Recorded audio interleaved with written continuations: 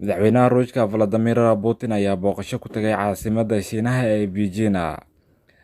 Putin ayaa markii saddexaad ka qaybgalaya shirweynaha Shiinaha ee Belt and Road, laakiin kulanka waxaa hareeyay dagaal. Madaxweynaha Ruushka Vladimir Putin ayaa gaaray magaalada Beijing ka hor kulanka Arbacada uu la yeelanayo madaxweynaha Shiinaha Xi Jinping. Xi Jinping ayaa ku casuumay saaxiibkiisa qaaliga Putin madasha saddexaad ee Belt and Road Initiative ee Shiinaha, halkaasi oo hogaamiyayaasha 130 waddan ay kaga qaybgali doonaan. Mid ka mid ah saxiixyada mashruuca weyn ee Xi Jinping uu saxiixi doono ee mashruuca caalamiga. Laakiin mowduuca kulanka ayaa waxa u badan inuu hareeyo dagaalka Israa'iil iyo Xamaas iyo sidoo kale duulaanka joogtada ee Ruushka uu ku qaaday dalkaasi Ukraine. Shiinaha waa mid ka mid ah dalalkii ugu horreeyay ee Putin uu booqdo tan ilaa markii uu maxkamadda dembiyada caalamiga ee ICC fadhigeedu yahay Hague ay soo saartay amar lagu soo xirayo isaga bishii Maarso, iyadoo ku eedeysay hogaamiyaha Ruushka in uu si sharci darro u tarxiilay carruur ka timid Ukraine. Shiinaha ayaan ka mid ahayn 123 waddan ee xubnaha ka ah ICC-da, sidaas daraaddeed kuma qasbana in Putin loo wareejiyo Hague si loogu maxkamadeeyo. Horaantii bishan, Putin waxa uu booqday Kazakhstan, laakiin Shiinaha ayaa ah dalkii ugu horreeyay ee ka baxsan dalalkii hore ee Jamhuuriyaddii Sofiyeetiga ee uu booqday sanadkan. Kazakhstan sidoo kale kama mid ahan dalalka saxiixay xeerka maxkamadda dembiyada caalamiga. Beijing ayaa diiday dhaleecaynta reer galbeedka ee iskaashiga ay la leedahay Moscow, xitaa iyadoo dagaalka Ukraine uu sii socdo, iyadoo ku adkeysanaysa in xiriirka uusan ku xadgudbin xeerka caalamiga iyo in Shiinaha uu xaq u leeyahay inuu la shaqeysto waddan kasta oo dantiisa uu ka dhex arko.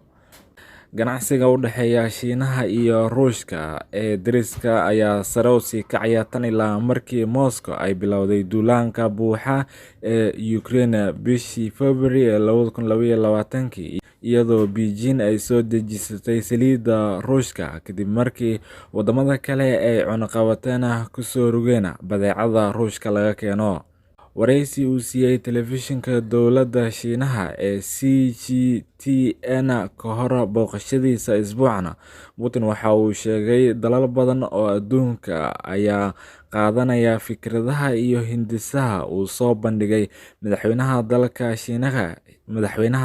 Shiinaha Xi Jinping ay yihiin kuwo aad u quseeya muhiimad sidaasina leh, sida uu wareysiga ku sheegay. Diblomaasiga ugu sarreeya Ruushka Sergey Lavrov ayaa gaaray magaalada Beijing isaga oo ka sii hormaray Putin, waxaana uu wadahadallo ula yeeshay wasiirka arrimaha dibadda ee dalkaasi Shiinaha. Xi Jinping iyo Putin ayaa kulankoodii ugu dambeeyay ku kulmay Ruushka bishii Maarso ee sanadkan, isaga oo ka hadlayay Kremlin-ka inta lagu guda jiray booqashadaasi. Xi Jinping ayaa u sheegay Putin, hadda waxaa jira isbeddello kuwan oo kale aynan arkin 100 sano, waxaan aragnay kuwo isbedelay, ayuu yiri.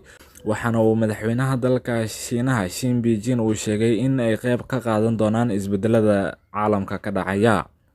Putin ayaa markii ugu dambeysay uu booqday Shiinaha ciyaartii Olombikada jiilaalka ee Beijing bishii February 2022, markaasi oo Ruushka iyo Shiinaha ay soo saareen bayaan ka kooban 5,000 oo kelmadood oo ay ku xaqiijinayaan xiriirka aan fududayn. Maalmo ka hor inta uusan madaxweynaha Ruushka kumanaan ciidamadiisa u dirin dalka Ukraine. Waa markii saddexaad ee Putin uu ka qaybgalayo madasha Belt and Road ee ka socota ilaa Arbacada, waxaana uu ka qaybgalay labadii shir ee hore ee sanadkii 2017 ilaa 2019. Putin ayaa sidoo kale aqbalay casuumaadii uga timid hogaamiyaha dalkaasi Kuuriyada Waqooyi Kim Jong-un kadib markii ay labada madaxweyne ku kulmeen Ruushka bishii hore. wasaaradda arrimaha dibadda dalka Ruushka ayaa hore u xaqiijisay Lavrov inuu booqan doono Pyongyang ka hor inta uusan booqan madaxweynaha dalka Ruushka Vladimir Putin.